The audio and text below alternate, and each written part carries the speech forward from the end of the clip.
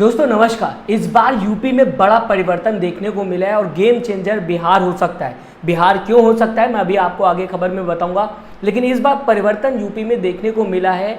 ये एक बहुत बड़ा उदाहरण है जहां पे स्मृति ईरानी अमेठी हारते हुए दिखाई दी कांग्रेस कैंडिडेट के सामने, और साथ ही साथ लगभग 1,60,000 वोटों से स्मृति ईरानी हारी है। इसे लेकर चर्चा करूंगा। राहुल गांधी प्रेस कॉन्फ्रेंस में बात करते हुए नजर आए। इसे लेकर ये भी कहा राहुल गांधी ने कि बीजेपी को एक बात नहीं पता थी जो बहुत ही ज़्यादा ज़रूरी थी, जिसे समझना चाहिए था बीजेपी को, लेकिन उसे अवॉइड करते हुए बीजेपी दिखाई दी और इस वजह से आज स्मृति ईरानी हारते हुए दिखाई दी।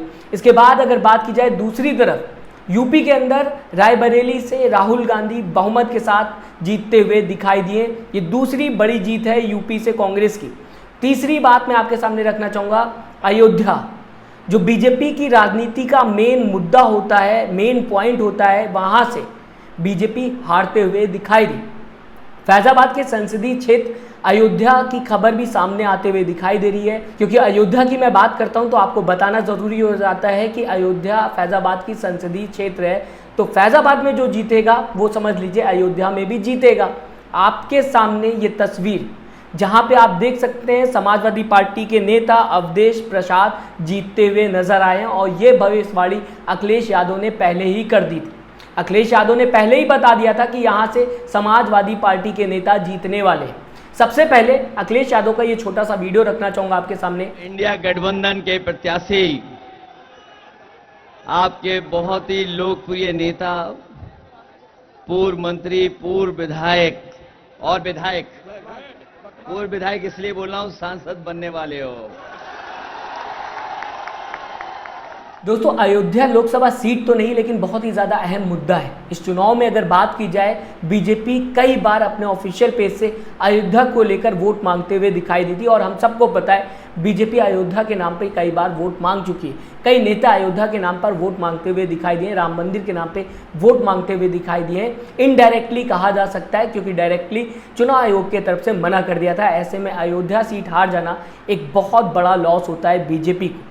यहाँ से बात की जाए, अवधेश प्रसाद समाजवादी पार्टी के नेता जीतते हुए दिखाई दिए, और लल्लू सिंह बीजेपी के नेता हारते हुए दिखाई दिए। हालांकि इससे पहले जीतते हुए बीजेपी के नेता दिखाई दे रहे थे। यूपी बहुत ही ज़्यादा बदलाव मांग रहा था और इसका रिजल्ट भी सामने आता हुआ दिखाई दिया। अब बैक टू स्मृति ईरानी आएंगे, जहाँ पे स्मृति ईरानी की अगर बात की जाए तो पत्रकारों से 36 का आंकड़ा चलता हुआ दिखाई देता है स्मृति ईरानी।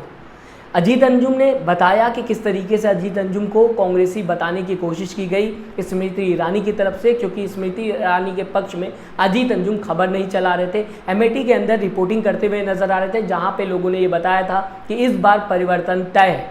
ये खबरें अजीत अंजुम कवर कर रहे थे, ये रिपोर्टिंग अजीत अंजुम करते हुए दिखाई दे रहे थे, जिसकी वजह से स्मृति ईरानी नाराज चल रही थी। साथ ही साथ अभिषार शर्मा भी बताते हुए नजर आए थे एक बार कि उनकी भी एक टॉपिक पर बहस होते हुए दिखाई दी थी स्मृति ईरानी से।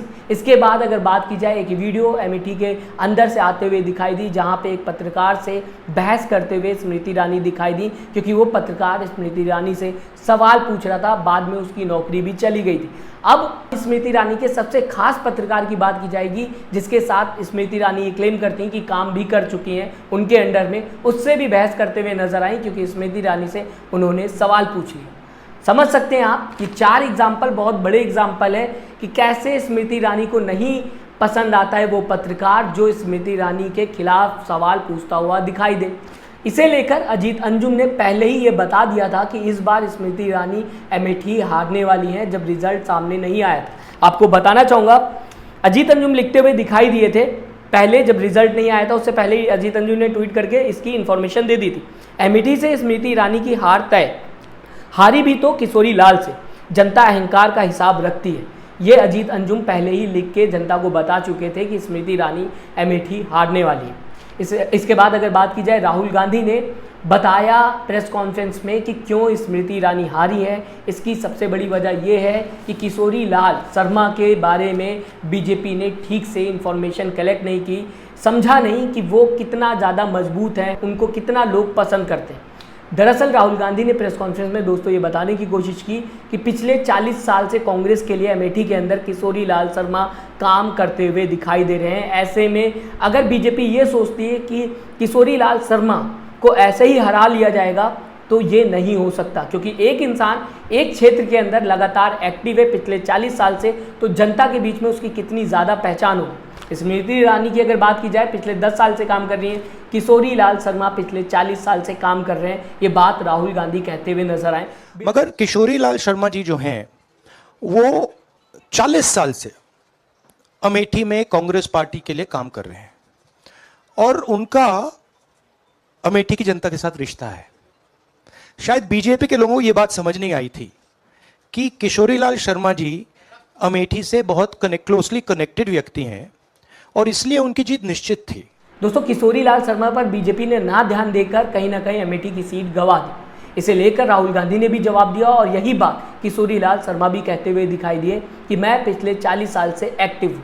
अब अगर रायबरेली की बात की जाए तो राहुल गांधी लगभग 3.5 लाख वोटों से जीतते हुए दिखाई दिए। बहुत बड़ा परिवर्तन यूपी के अंदर होता हुआ दिखाई दिया और आने वाले यूपी चुनाव में भी इसका इफेक्ट देखने को मिलेगा।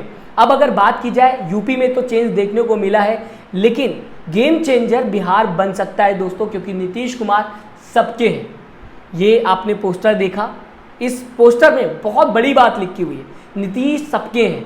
यानी कि नीतीश कब कहाँ खिसक जाए इसका भरोसा नहीं।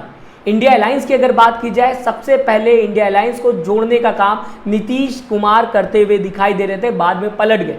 अब एक बार फिर न्यूज़ में ये बताने की कोशिश की जा रही है कि इंडिया अलायंस की तरफ से नीतीश कुमार को डिप्टी पीएम का ऑफर दिया जा रहा है और इसके बाद कहा जा सकता है नीतीश कुमार पलट जाए। नीतीश कुमार एक बार फिर इंडिया अलायंस में आते हुए दिखाई दिए। हालांकि अभी कोई फाइनल रिजल्ट सामने नहीं आया है, लेकिन इंडिया अलायंस पूरा जोर लगा रही है अपनी सरकार बनाने के लिए और साथ ही साथ एनडीए भी अपना जोर लगा रही है। आप दोस्तों कैसे देखते हैं? यूपी में इतना बड़ा परिवर्तन होता हुआ दिखाई दिया। एक तरफ राहुल गांधी जीतते हुए दिखाई दिए, दूसरी तरफ स्मृति ईरानी हारते हुए अमेठी से दिखाई दी और साथ ही साथ अयोध्या जो मेन टॉपिक है बीजेपी का, जिसे लेकर राजनीति करते हुए बीजेपी कई सालों से दिखाई दे रही है, वहां से भी बीजेपी हारते हुए दिखाई दी। अपनी राय कमेंट बॉक्स में जरूर दें, साथ ही साथ चैनल को सब्सक्राइब और वीडियो को लाइक करना ना भूलिएगा। अपना दोस्तों ख्याल रखिएगा। नमस्कार।